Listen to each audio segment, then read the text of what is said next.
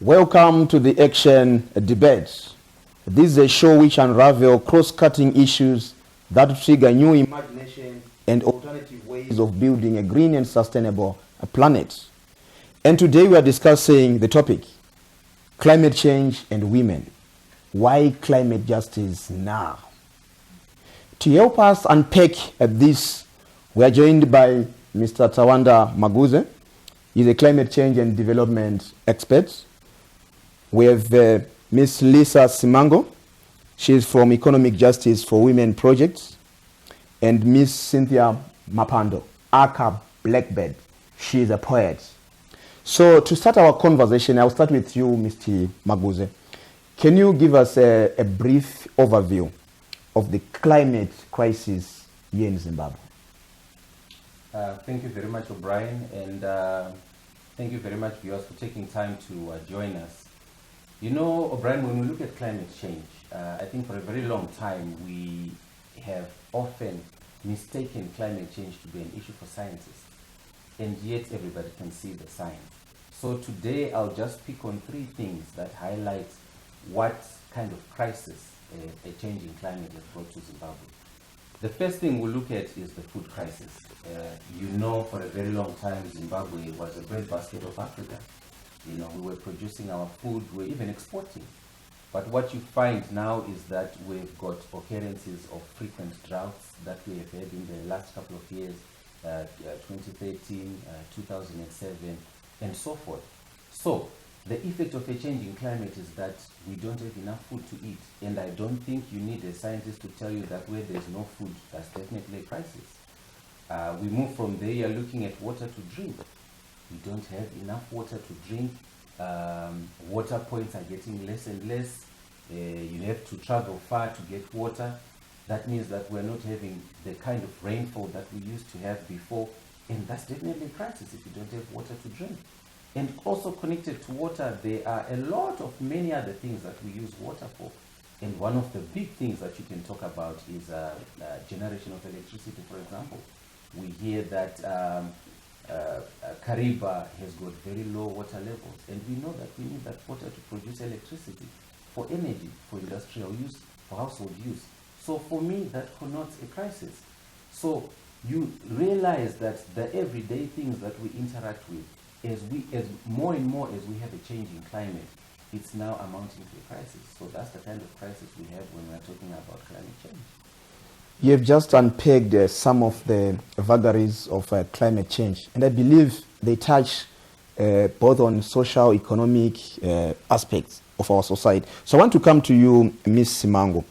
I understand you as an organization, you are more passionate about women, economic justice for women. Is climate change not hindering their emancipation economically? Thank you very much for that question. I'll also write on to what Mr. Tapiwa had said when he looked at the issue of food crisis and when he looked at the role that women come into. So we realize that women are not detached from the issue of climate change because they carry the burden of unpaid care work. And they also play the role in terms of securing their own income. So we see that climate change then affects them being active in terms of playing their role to secure income. For instance, if we look at women in the informal sector, if there is no water, then that means that women has to go for a longer distance to search for water. And the time in the market is not going to work for you to come back so that you can also play a role in the economy. And also we look at the issue of then traveling from one distance to another, the issues of the vulnerabilities, then they come within it. You have highlighted vulnerabilities associated with women. So how can women be cautioned from these climate-induced vulnerabilities? Okay, so like what Mr. Tapi was saying also, to say that you do not need scientists to see this. Women then need climate literacy. They need to be taught. They need to be aware of what then is climate justice, what then, is climate change and how it affects their daily lives. So they need to be taught one, that is climate literacy, and they also need to participate in this conversation, in this dialogue, because they're the ones that relate to household activities and also to natural resources. Women carry the burden of making sure that the house has water, carry the burden to make sure that the children has been fed. So you see how then it is important for them to be taught. I want to come to you, Mr. Maguze. You know, recently with the COP 2017, and addressing the Conference of Parties number 27, the UN Secretary General said, and I will quote, "We are in a fight of our lives, and we are losing. We are on a highway to climate hell with foot on accelerator." Very strong words which needs action, I think. So I want to know, in your view, do you think the government of Zimbabwe is doing enough to address the climate crisis vis-a-vis the vulnerable members of the community, like women, who are represented by Madame Lisa? Yes, sure. Thank you for the question, O'Brien. You know, one of the things you have to realize when it comes to climate change is that we are all still grappling with it. All countries are grappling with it.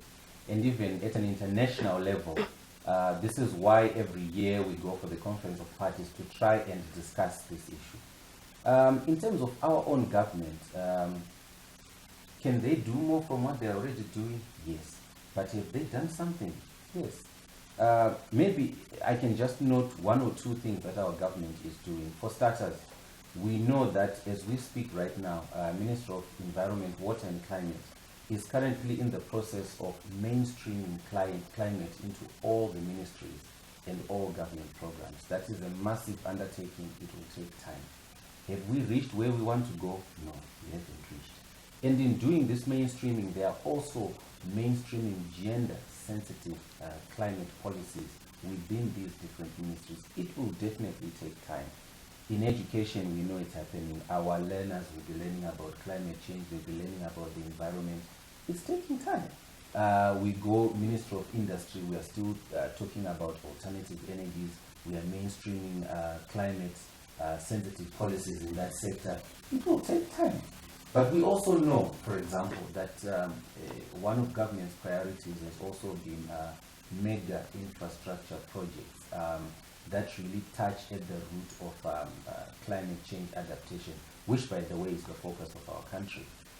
In terms of adaptation, I'll just pick one project, for example, the Guaishangani project. That is a massive water infrastructure project that will provide water, not only eventually for the generation of electricity, but also for water to drink, water for industrial use, water for domestic use, in one of our driest regions, which is the southern region. So all of this work is quite promising. Can they do more? Yes. What can they do? They can accelerate this project. Get more investors on board so that these projects run faster. We also know, for example, that our country is supporting the development of solar plants. We are also supporting development of lithium, looking for partners for the mining of lithium. You know very well, O'Brien, that when we talk about energy, one of the key issues within the sector is actually storage of energy, more efficient storage of energy, which is why our country is embarked on lithium mining. So can we do more? Yes.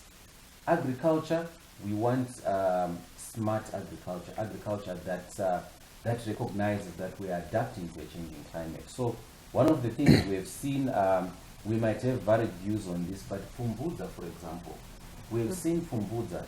Fumbudza might have various stories around it, but definitely Fumbudza is one of the best climate smart agriculture approaches we've actually seen in the region.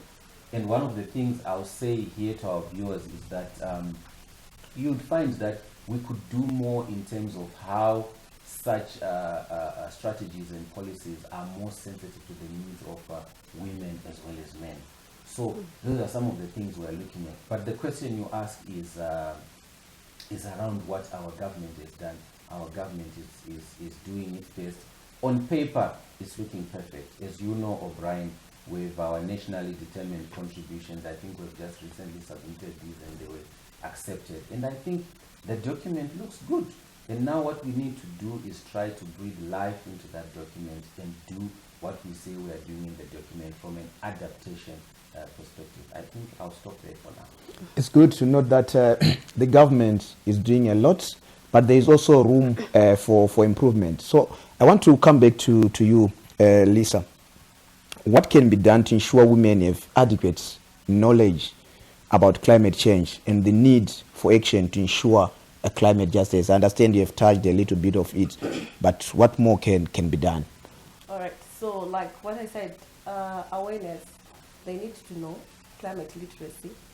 And also, normally we talk about things from a hierarchy perspective to say the government is supposed to do this and this.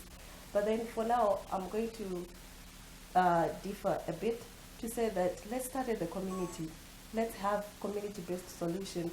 What are communities doing in terms of mitigating, curbing the issues of climate change? How about we come up with community solutions so that we also participate and a role of ensuring that we are secure, ensuring that we adapt to these changes.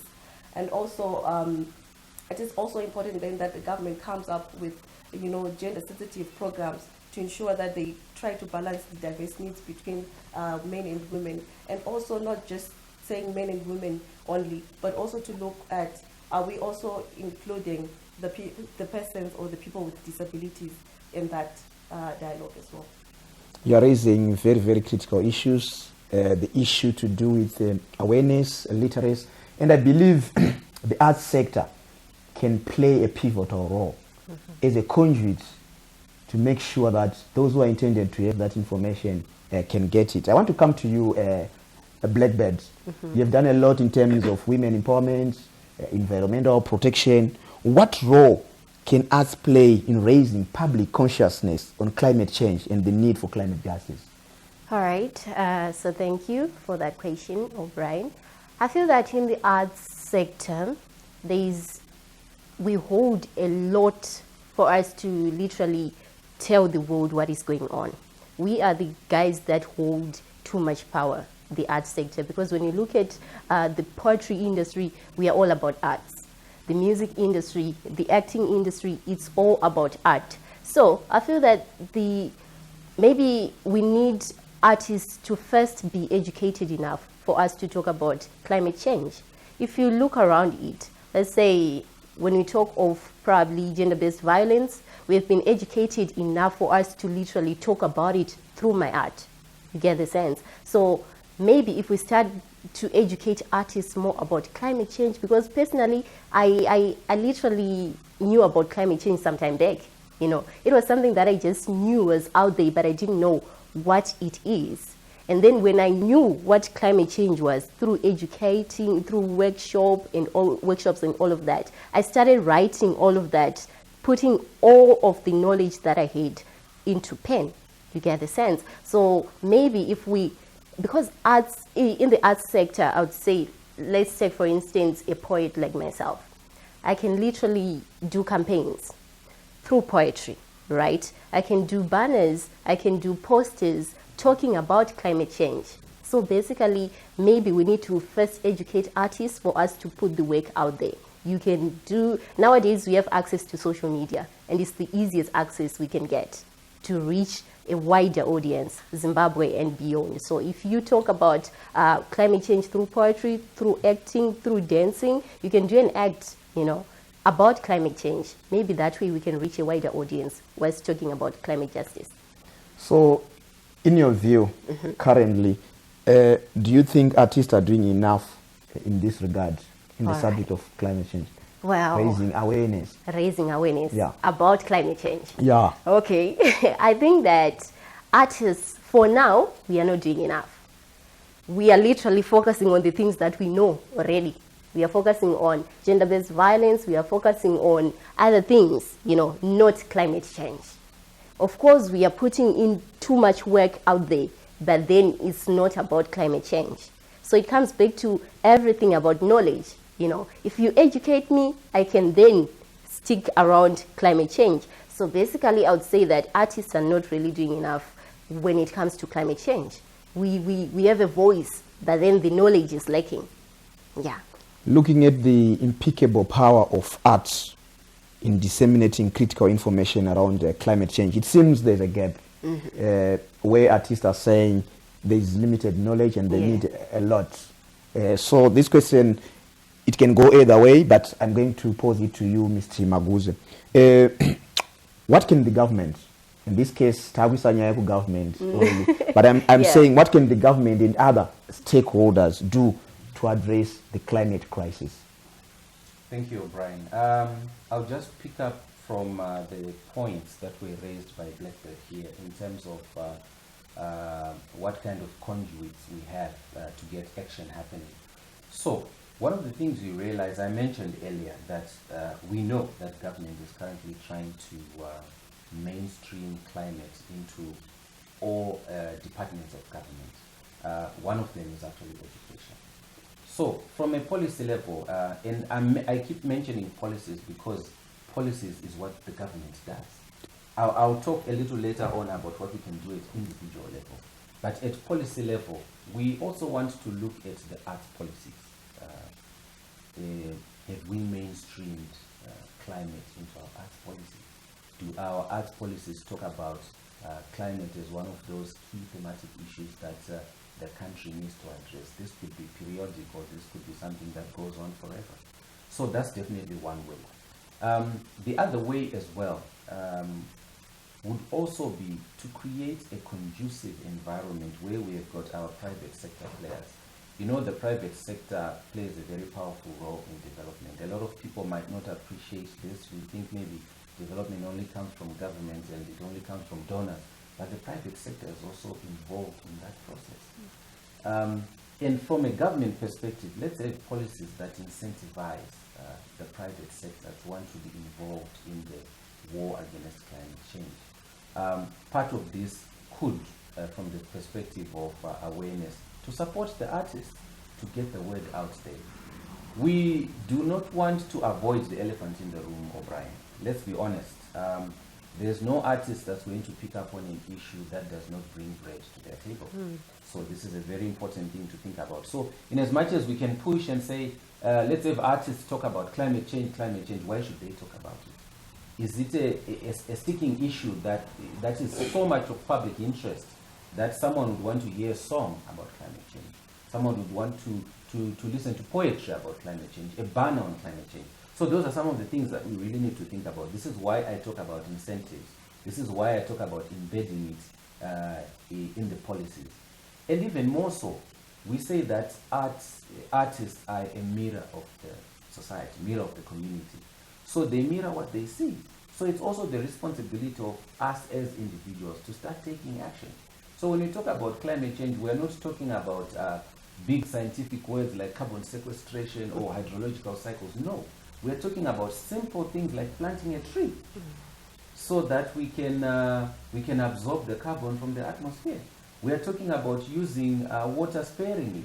We are talking about using power sparingly. You are charging your phone, Yazara, Visa, because we know our grid is under pressure. So it's the simple things. So even when we talk about what Lisa has been raising, we're talking about women. What can the government do? We also need to ask, what can the women do themselves? Madzimai vano wachahembe kumba vanoita washeni vari kusenzesa sei mvura vari kusenzesa mvura yacho kumba uko chiri kuitika TV yakabaka here malights akabaka here mumba. You understand what I'm saying, O'Brien? So yes, the government can do something, but it's not so much about what the government can do for the people, but also sometimes what the people can also do for the government and for themselves. So if we do that, the artists can also mirror that because they are seeing that from the community. So we also want our discourse of climate change to evolve from this discourse of scientists to be the discourse of the things that we do on a day-to-day basis. So the work then of the artist becomes how can we distill the complicated science and translate it into everyday things that we do so that you can take action almost without laboring for it. So I think I'll end there for now, O'Brien. The discussion is becoming too interesting. The artists mirror what the society do. So now, to close our show, I will request our panelists to give their parting words, maximum of 30 seconds. I will start with you, Lisa. Your closing words. Thank you very much for an interesting show.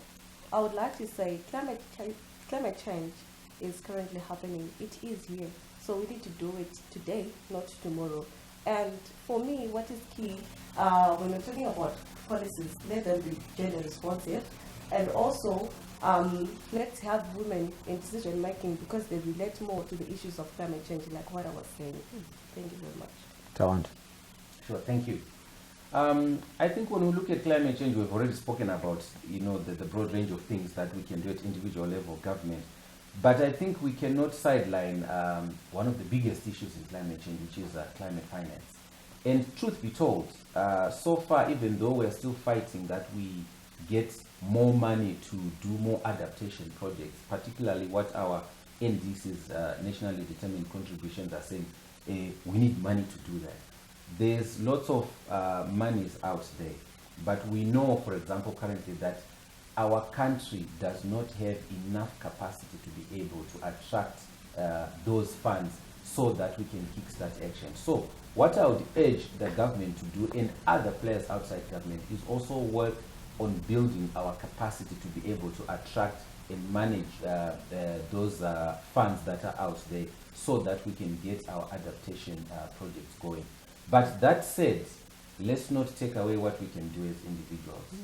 Switch off the lights, use water sparingly, plant a tree. How many of us have actually planted a tree in the last 5 years? I leave you with that. Blackbird. All right. I think as Mahatma Gandhi once said, we must be the change that we wish to see, right?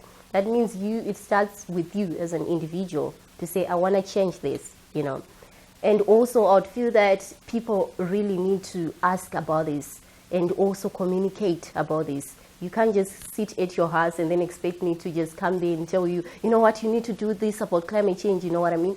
I think that you actually need to be in a safe space or a space where people talk about climate change. You need to interact and network more about climate change and hear more about climate change rather. I like the way you have just consolidated all the points.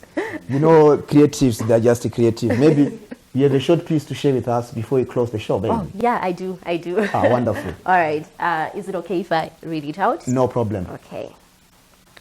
All right, so this one is called Dzimba Zamabwe. It's a climate change piece.